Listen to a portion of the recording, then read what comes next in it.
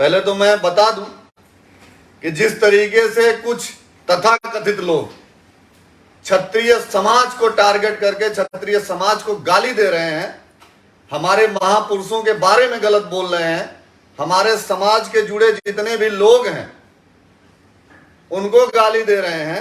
मैं एक वीडियो आप लोगों के बीच चलाना चाहता हूं, आप लोग जरूर देखिएगा।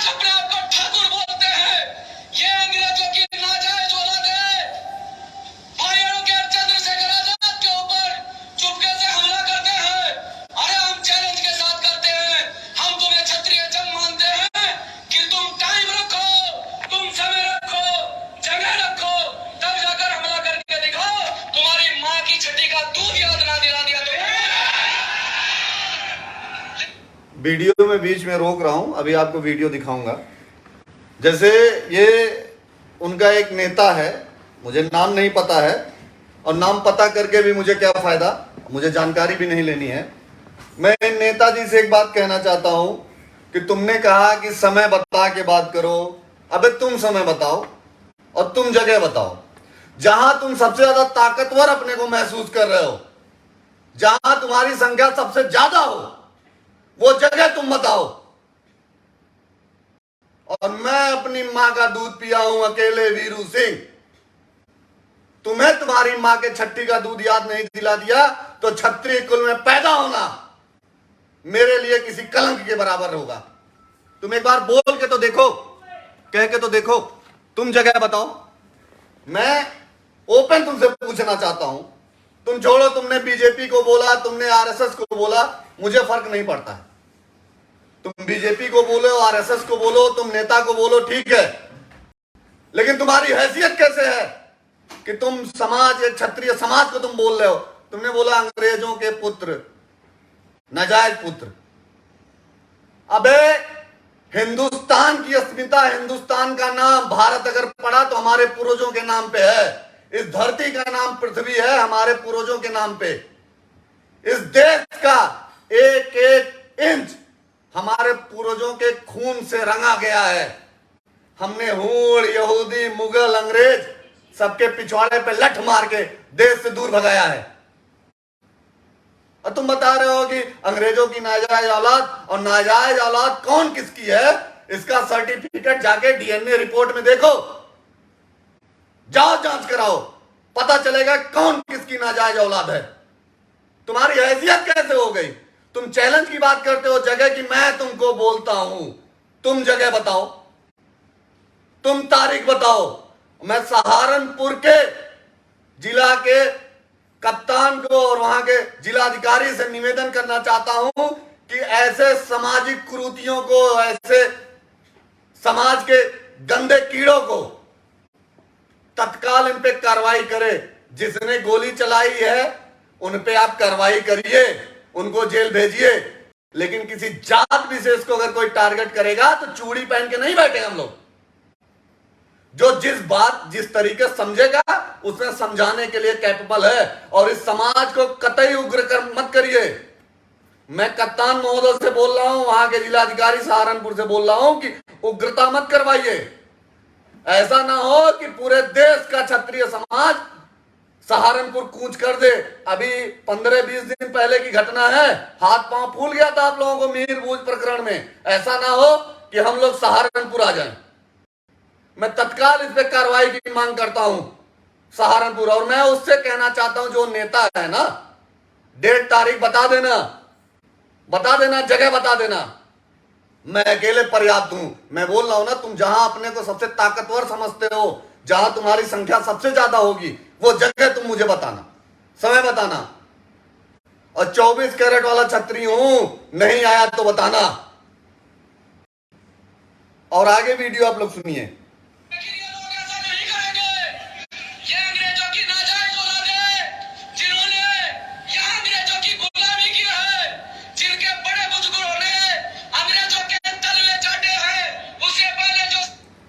मैं अब इसका भी उत्तर दूं।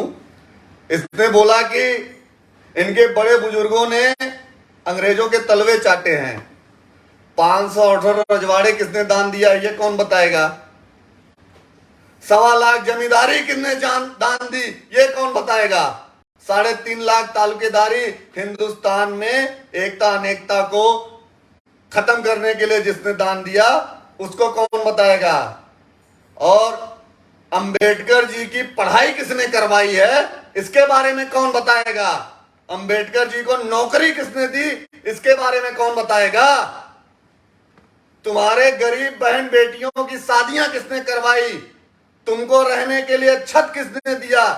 तुम्हें सामाजिक कद बढ़ाने के लिए ताकत किसने दी? तुम्हें शासन सत्ता में लाने वाला कौन है, इसके बारे में कौन बताएगा? तुम्हारे पास ऐसी कौन सी रिपोर्ट है, ऐसा कौन सा श्वेत पत्र तुम्हें मिला है, या ऐसी कौन सी डायरी तुमको मिली है कि तुम हमारे पूर्वजों को, अंग्रेजों को गुलाम बता रहे हो? इस पे तत्काल मुकदमा होना चाहिए। मैं देश में बैठे सभी क्षत्रिय भाइयों से कहना चाहता हूं, आप अपने थाने पे जाइए, अपने लोगों को लेके जाइए और तत्काल एफआईआर दर्ज करवाइए। बिना एफआईआर से नीचे क्या, और सरकार इसको तुरंत तत्काल इस पे एक्शन ले, और वहां के जो कप्तान हैं सहारनपुर के, तुरंत इस मामले को संज्ञान में ले। आगे मैं आपको वीडियो सुना रहा हूं।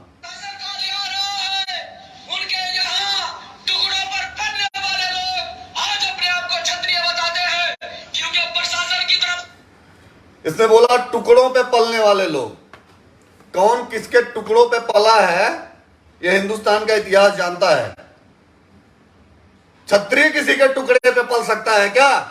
क्षत्रियों के टुकड़े पे पूरा देश पला हुआ है।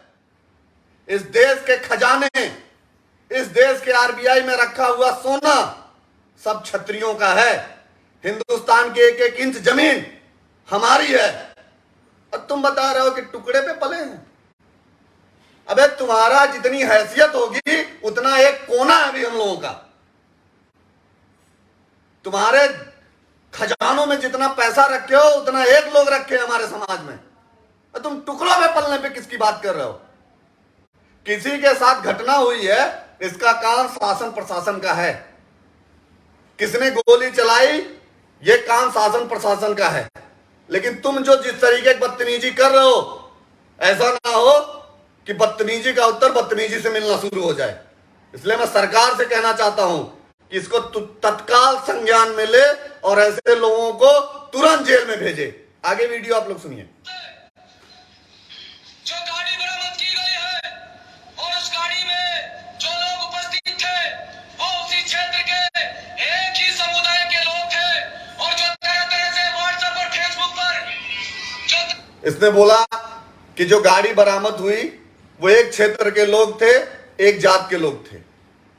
तो तुमको अधिकार किसने दे दिया कि पूरे हिंदुस्तान के क्षेत्र में, हिंदुस्तान में बैठे एक समाज को तुम गाली दो? तुम होते कौन हो? तुम जिलाधिकारी हो, तुम कप्तान हो, तुम डीजीपी हो, तुम मुख्यमंत्री हो, तुम प्रधानमंत्री हो, हु आर यू? तुम होते कौन हो कि किसी एक की गलती की सजा पूरे देश के सम्मानित नागरिकों के बारे में तुम्हें उल्टा पुल्टा करने का अधिकार, बोलने का अधिकार? ऐसे लोगों पे एनएसए लगना चाहिए। राष्ट्रद्रोह का मुकदमे की मांग कर रहे हैं हम लोग, और मैं तत्काल सहारनपुर के प्रशासन से कहना चाहता हूं कि इसको संज्ञान में ले। नहीं तो ऐसा ना हो कि हम लोग अपने हिसाब से बात करने के लिए आपके पास आ जाएं। आगे आप लोग सुनिए। व्हाट्सएप और फेसबुक पर स्टेटस लगा रहे हैं, और स्टेटस लगाकर हमारे लोगों को बरगलाने का काम कर रहे हैं। तो हम ये कह देना चाहते हैं उन बच्चों से कि आप सिर्फ खाली स्टेटस लगा सकते हैं, आप खाली स्टेटस लगा सकते हैं, लेकिन अगर बात